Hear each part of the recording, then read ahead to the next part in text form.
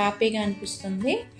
ఈరోజు నేనేం ప్రిపేర్ చేశానో చూడండి. యమ్మీ యమ్మీగా సూపర్ టేస్టీగా చాలా సింపుల్ ఇంగ్రీడియంట్స్ అండి. పాలు, బేకింగ్ పౌడరు, ఇంకా బిస్కెట్స్ అన్నమాట. ఓరియో బిస్కెట్స్ కూడా సేమ్ ఇలాగే ఉంటాయి. టేస్ట్ కూడా రెండు సేమ్గానే ఉంటాయి.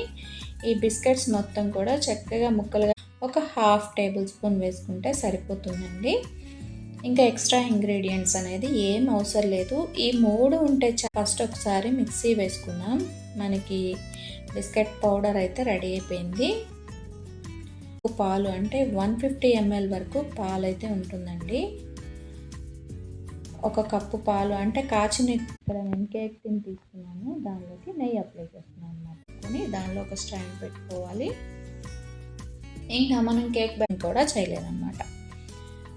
ఇంకా లింక్ ఇస్తాను, వెళ్ళి చూడండి. ఫస్ట్ నుంచి లాస్ట్